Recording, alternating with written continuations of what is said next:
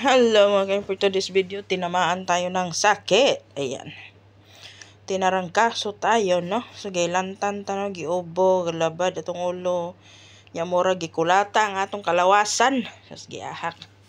Diba? Pero mo ni kapait mga kairing, pag OFW ka, kanang, sa kapoy kay mong lawas, although dapat yan pwede ka mong pahuway untaog, bisag 24 hours, pero di yun na may tabo. No, so labad kay akong ulo ganina, kapoy kay akong kalawasan, no, murag gikulata akong kalawasan unsa ba, bughat siguro ni. And then pag gidali-dali na ako kung trabaho, gipakaon ako lunch ang mga bata, nang limpyo ko sa sala. Then nag-andam ko sa ginainom sa akong mga amo ang Arabic coffee ug ang tea ug unsa pa toy lang mga snacks, giandam na ako daan sa lamisa. And then pagkahuman, sulod ko sa kong kwarto, natulog ko, kadyot, then nagtuob lagi ko atong Turkish menthol, no? Na para medyo magaan-gaan akong pamati sa kong tutunlan, sa kong kailungan. Pislat na tag ilong si punon pa. So mao to nga. Bait jud kay mga kairing, no, pag magluya ka diri dapita. Wala kay mahimo kundi mo bangon mo lihok kay kung sige pa, butang na natog o sige makapahuway ka 24 hours or 6 hours, something like that. Mubo ra gud nga oras. Apan, pag mata mo, pag time na okay na imong pamati, mo mata na ka, musog na kag trabaho, mo balik kag kaluya. Kaya anong dili ka mo balik kaluya mga kairing. Unsaon nimo pagka ayo, nga imbes na ayo na ka, kay lagi naka-relax ka. Pag sugod mong trabaho mga kairing, mo balik kag kaluya. Nganong mo balik kag kaluya mga kairing, ha? Ngano? Kay kato imong trabaho ka, paabot man gyapon to nimo. Wala may lain mo trabaho ato, ikaw gyapon. Imong hugason, ang limpyohon, ang sala nagkagubot. So ikaw ra gyapon mo limpyo ato. So no choice gyapon ta, no. Mo ni kapait na tong OFW ta, bisag galain na tong paminaw sa tong mga kalawasan, no, makapahuway tud ta. Pag maulian na ta, magluya na putag balik. Kay nabughat na putag balik. Daghan kay hugason, daghan kay limpyohon, nagkagubot ang kwarto. Dayon, syempre magluto gyapon ka. Kay pakanon nimo sila og dinner. So nakamata ko ganina 7 PM, na natulog ko mga almost 5. So nakatulog ko mga 2 hours, no? Kay sa kakapoy lagi sa kunawas. So pag mata na ko 7 PM mga kairing, no. So natingala ko nga mingaw-mingaw man. So mga bata din nasa ubos dito nagipanaog ni Busing kay para daw makatuog ko. Pero pag mata na ko, ay, murag lami ihigla og balik. Kay ngano, ang hugason, ay mon pihon, nagkagubot ang sala, magluto na pug ka. Agoy. Ha. So mo ni mga kairing nga, kung maingon mo dana sa Pinas nga hayahay ang kinabuhi pag abroad. Hayahayan mo kay abroad man ka. Unsay pagkahayahay diri dapita? Wa gyud hayahay diri dapita kay di man mi bakasyonista diri dapita. Katabang ang taon ni katabang. Di ba? Namingon sila gayahay. Ay, sus. Ali mo diri. Diri mo pag abroad mo. Di ba? Dili di opisina atong trabaho diri dapita.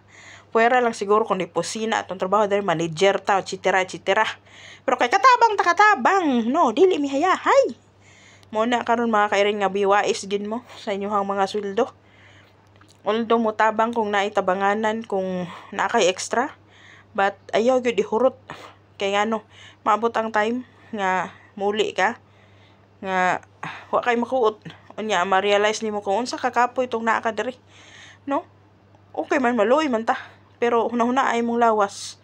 No, unsaon man nimo pagtabang pa sa sunod nga imong dapat tabangan. Kung karon pa lang magluya na ka. Muna nga kung biwais yun, magbilin yun kasi mong sweldo, mag-save yun ka bala ginagmay para at least na kay makuot. If ever nga muli kag Pilipinas, no? Kay ma-realize ato dere maghilak ta kita ra isa, no? Magluya ta. Mainom tag tambal kita ra.